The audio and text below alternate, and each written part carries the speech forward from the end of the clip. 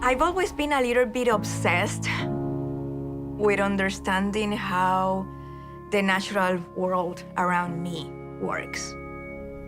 My parents instill in me the importance of questioning everything.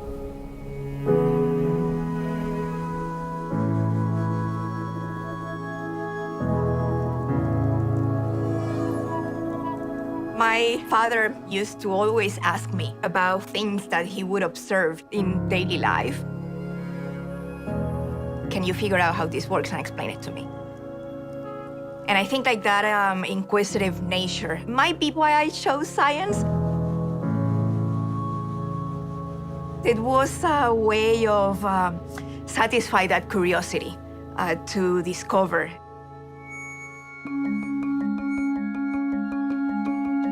We find ourselves in a moment of enormous potential in our technology, but also extraordinary challenges that it would be hard to overstate how deep and profound they are. On one hand, if we just think about the challenges that the world is facing in sustainable development goals, like water, poverty, food, healthcare, and climate. Climate change is also my upbringing. I came from a developing nation where I have seen the impacts of climate change. And we are all witnessing the impact of a global pandemic and the realization that, it will probably not be the last one. We didn't have the luxury of decades to solve that. We needed to find a solution fast. In healthcare, it takes 17 years on average between the time when scientifically we know that something can work to the time when it's available for use. And we are just building knowledge so quickly, it's become very difficult, almost impossible for even scientists to keep up. If we can compress the time to discovery, we can find solutions to some of the most pressing challenges that we're facing today. Those are daunting, massive challenges, and without accelerating the rate at which we discover solutions, there is no path to be able to address these fundamental challenges. We really don't have much time to waste. IBM Research is a community of scientists, engineers, and designers of all sorts of disciplines. We have mathematicians and physicists and chemists and experts in AI and quantum. And we come together to create and imagine new ways to process information and generate the next advances in computing. IBM Research has played through our history and continues to play a central role of creating new solutions and imagining new ways to bring computing to solve some of our hardest problems. And if we weren't here, I think we would lose a massive vector of progress for the world.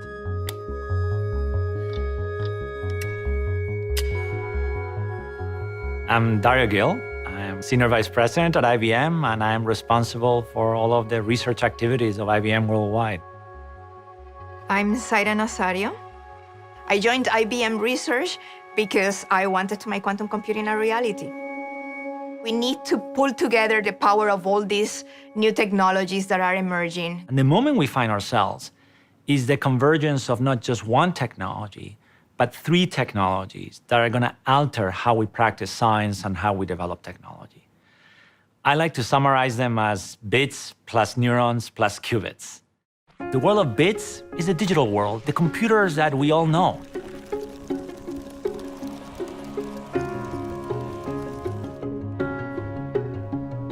Now enter the world of artificial intelligence. That's the world of neural networks that have inspiration from the biological brains, and they allow us to solve problems differently, to learn from data. And then enter the third element of the equation, the blend of physics and information, the world of qubits. Which is the promise of quantum computing. All combined together. With that purpose and focus to discover faster. Our objective is to accelerate the rate of discovery by a factor of 10x. So we want something that would have taken 10 years to do in 1 year, or something that cost 100 million to do it in 10 million. I think what the world hasn't grasped yet are the implications of the convergence of these technologies in the context of accelerating scientific discovery. We really have set ourselves the target of not a little bit better, but really a significant jump.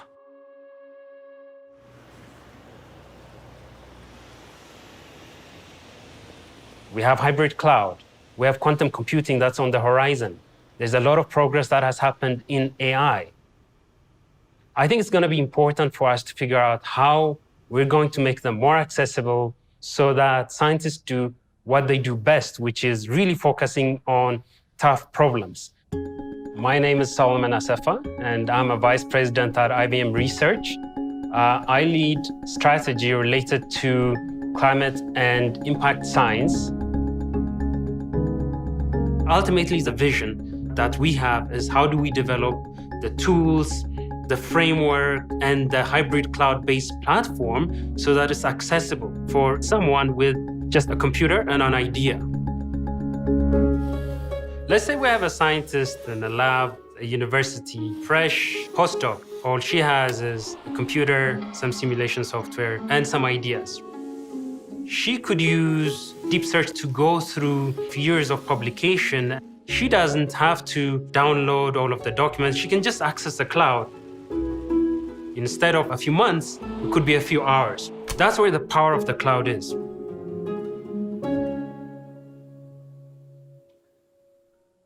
AI is a very important and powerful capability that allows us to harness data in new ways to achieve tasks that were previously impossible. So one of the key things that our teams at IBM are working on are AI technologies that can ingest scientific articles.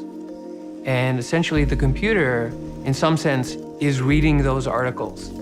And that trains AI models to help advance the scientific process.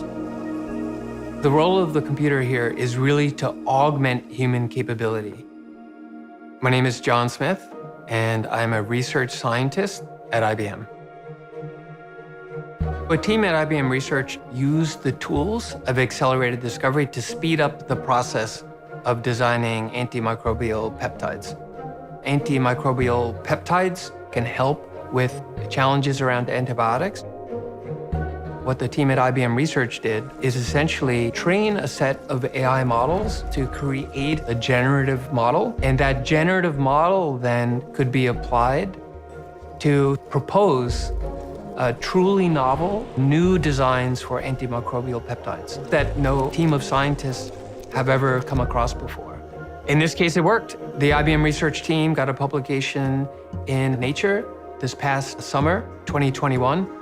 This is a really big deal, and it's a big deal in two ways. On one hand, it is about going faster. It's a remarkable speed up in the ability to discover something new, but it's also hugely significant because the IBM team was able to create fundamentally new technology foundation that can be applied again and again and again in so many other scientific discovery contexts.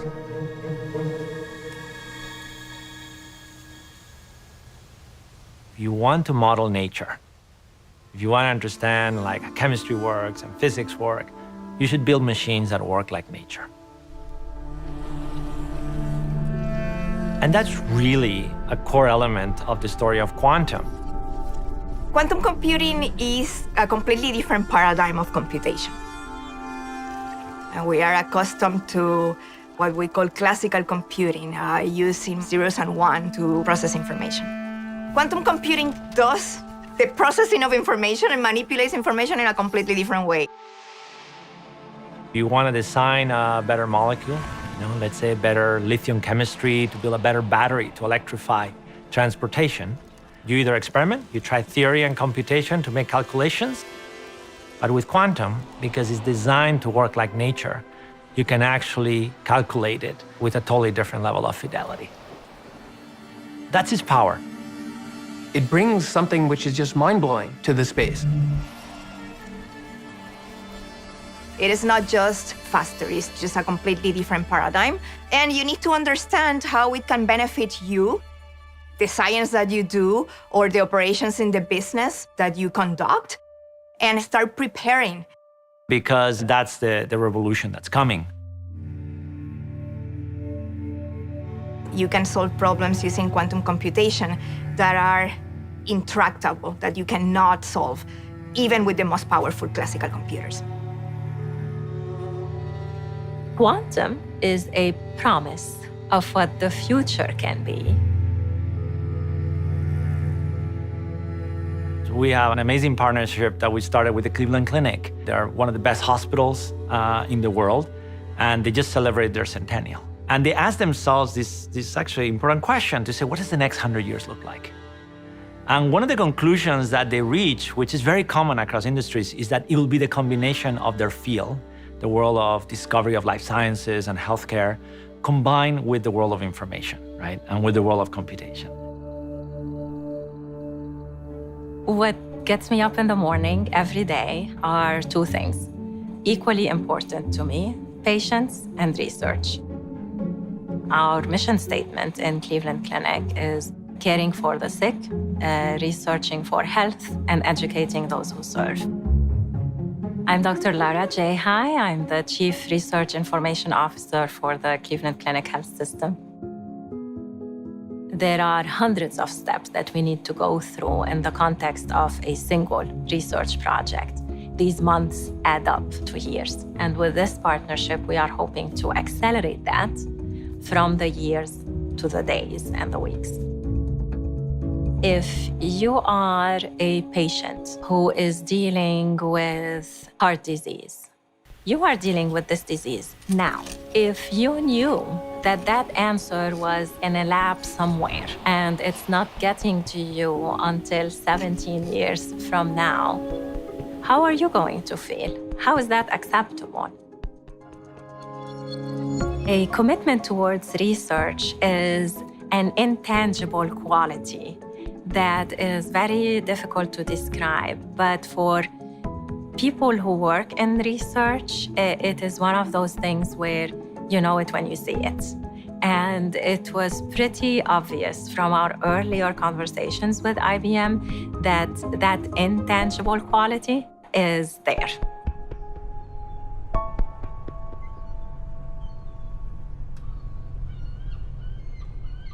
Science is a creative process. It's about imagination. It's about being able to navigate a discovery space or a design space that is practically infinitely vast. So it really requires a flash of insight, some imagination, some creativity, the ability to land on something that is novel, maybe surprising even, which is at the heart of what scientific discovery is about. That discovery mindset can be used in the world of business, in the world of policymaking, new areas of problems that may have absolutely nothing to do with science. But the act of creativity as an element of the scientific process is the act of imagination, the act of hypothesis generation. You pose a hypothesis and then go through different steps in order to discover a solution. And that's a very important part of the scientific method, that aspect of sharing and building on each other. And it's a loop, it's a continuous loop of doing that process. I always associate it with frontiers. You look on the horizon and you're curious as to what's next. And there is a process and a method to go and look. This is not a purely scientific endeavor. It's creativity throughout. I believe that non-scientists use the process of discovery more than they might realize. Supply chain resiliency, for example. We can actually discover faster what kind of disruptions could happen in the future. Another example, policy intervention, is a very, very complex space. Governments could create a hypothesis and try it out fast and figure out what is the best policy intervention to solve some of the hardest problems. I think that can apply to every sector, every company, every area in the world. We are eager for partners to join us in this journey to discovery because the problems that we're facing are really tough problems. But when we have great challenges, it focuses the mind of lots and lots of people and lots of institutions. We need all the help we can get. The willingness to experiment, to try out different solutions, different paths. It's a commitment to never be comfortable with the status quo. It's not about science for science sake. On one hand, it is about a faster pace in accelerated discovery, but it is also about scaling and translating faster to make real impact. It's always the right moment for big thinking and for making big strides in trying to solve problems. What is different now versus before is that we have better tools to do that now. We have to bridge the gap when it comes to making science more accessible. We have tools that can help us do that more efficiently and faster, and we should take advantage of those tools.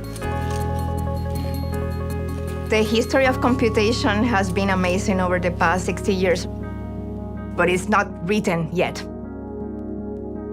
And we're about to start a new chapter.